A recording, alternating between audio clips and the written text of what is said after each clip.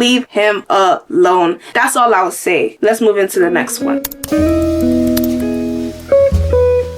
Hey guys, welcome back or welcome to my channel. My name is Achai, and today's video is going to be an advice video for anyone that's gonna be entering university or college, or maybe you already are in uni/college and you kind of just want to get, hear some thoughts before you go back to school. And I have my iPad over here that has a list of everything that I want to say so that I'm not like all over the place. Before we get started, I'm just gonna tell you guys about like myself and about what I'm doing in university. So I'm currently going into my very last year of my undergrad. I am majoring in psychology, minoring in biological sciences, so I have a lot of experience when it comes to university. So to start us off, the first thing that I want to talk about is do not feel rushed to pick a major. Now, I know that some schools, they make you pick a major before you even start your first semester. That was my case. I had no choice but to pick a major before starting university. I just didn't have to pick a minor right away, but I had picked my major, psychology and biological sciences. I've been doing this since the day I got here. Sometimes I kind of wish that I had the option to kind of wait and think about what I wanted to major in, because you come into university or college thinking about, this is going to be my life. This is what I want to do. I want to go to medical school. I want to go to dental school. I want to become a lawyer. I want to do this, that, and the third. And then you get there and you do your first year and you start to think, do I really want to do that? So I kind of feel like if you don't have to pick a major right away, it kind of gives you more flexibility, because you kind of get to take classes in things that interest you, and then that kind of makes it easier for you to kind of think, okay, I like this a lot, let me major in this instead. Versus if you're already you already have a major, you're already taking classes to fulfill that major. So yeah, you might have electives here and there, but you don't have as much of an opportunity to pick classes that interest you versus if you didn't have a major right away. With that being said, if you did have to pick a major like I did, I wouldn't limit yourself to that. Like, I wouldn't say, okay, I picked a major, I'm gonna stick with this for 4 years. If you take a class in something that really interests you and you're like, I can see myself doing this, especially if for your bachelor's, for example, let's say your end goal is medical school, you can do your bachelor's in anything you want. It does not have to be sciences.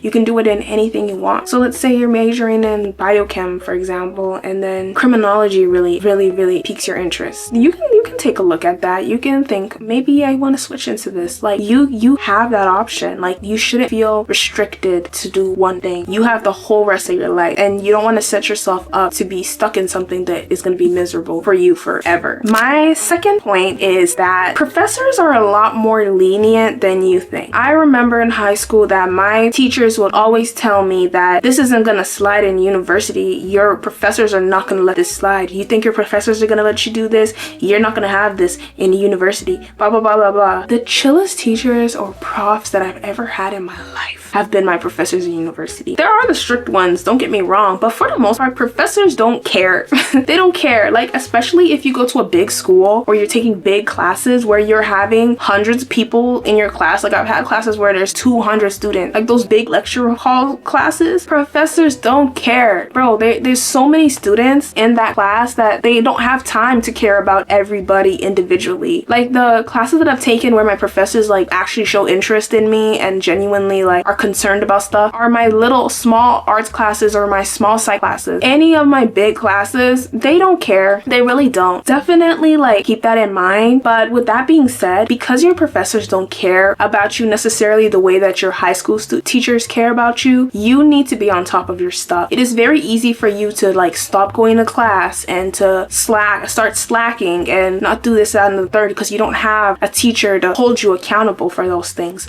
So definitely remember that this is a double-edged sword and that you need to be very aware of your own abilities, and you have to really look out for yourself and make sure that you're doing what you need to do. My third thing that I genuinely wish somebody told me: within your first year of university, please take your time to really sit and figure out how it is that you take note and how it is that you study. If you're someone that prefers to type out notes and you're sitting in class trying to write everything out, remember that and then try typing another time. So really think and pay attention to the way in which that you're able to do that. And then with studying, it's the same thing. Figure out what studying type works for you, and also figure out what works for you in different class types, because what works for one class might not work for another type of class. For me, my main thing when it comes to studying is I need to do flashcards. That's my way of active recall, and I also have a whiteboard that I blurt everything out. That is the way I study. Flashcards and whiteboard.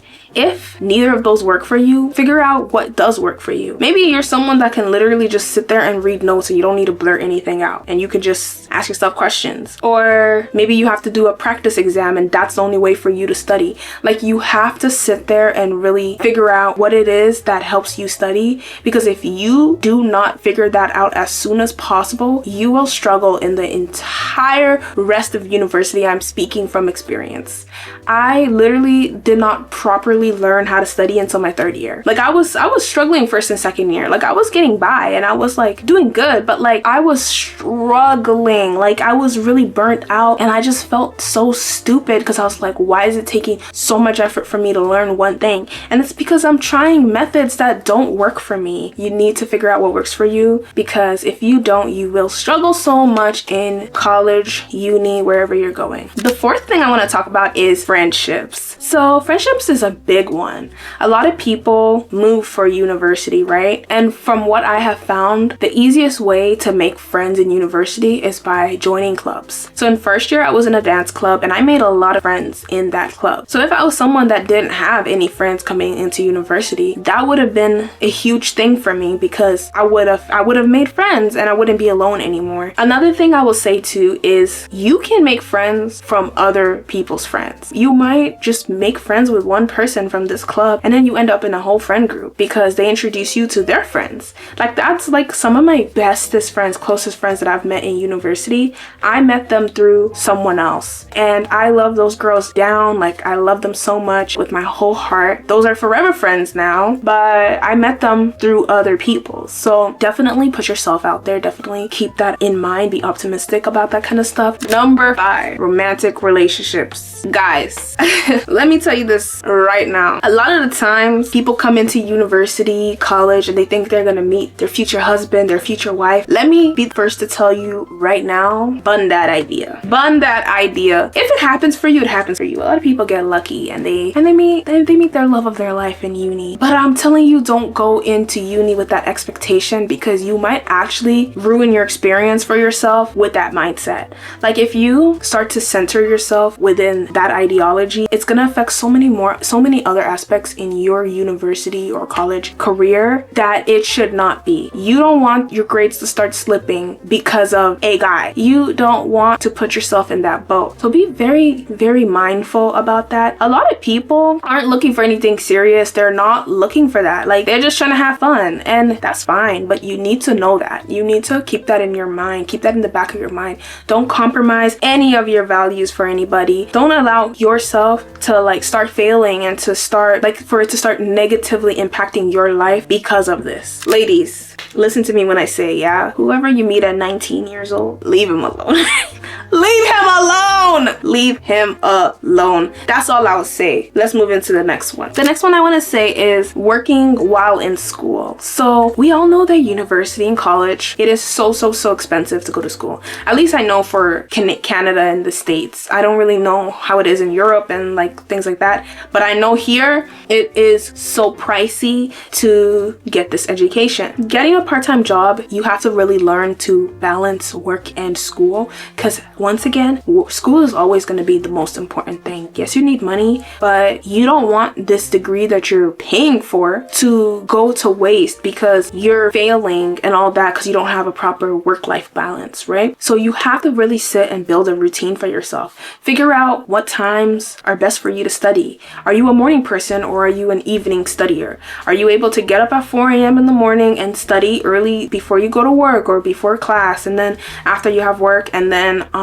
you come home, go to sleep and repeat? Or are you someone that can stay up later and you study more effectively in the nighttime? Like, you have to really think about all those things and stick to that routine and get really disciplined within it if you want to be able to balance work and school well. And while we're talking about work-school balance, let's also talk about social life. So having a social life while being in school. Once again, like I've said, your studies are the most important thing. You being a student is before all else. But you also need to have a social life. If you center your life entirely around school, studying and all those things, you will be miserable. Like, I really mean it when I say you will be miserable. You need to put yourself out there. You need to experience things. College is about making experiences, making new memories. Like, these are things you're going to think about for the rest of your life, right? Especially if you're not going to do a master's or anything like that. This is your time to have fun. A lot of you also are like now entering your 20s, or you're in your 20s and things like that. Like, these are such crucial moments in your life, and you need to build experiences for yourself. If you focus only on school, you will get very sad, you will get miserable, and it's not good for anybody. With that being said, I want to talk about burnout. Burnout is a canon event in uni and college. You will experience burnout. Like, I'm not gonna say you might, you will. Even if it's a mild case of burnout, you will eventually face burnout. And it's usually during like the exam seasons, like the midterm seasons and the final seasons. So you have to take care of yourself. You know when you're at your limits. Yeah, with some things with uni, you do have to push through, but also, like, don't do it against your own health, against the betterment of yourself. Because if you burn out to the point where you can't even function anymore and you're like just depressed and just like struggling, then who does that hurt other than you? Just you. The school will always be there. Like, it really will. And once again, like I said earlier, professors are really lenient.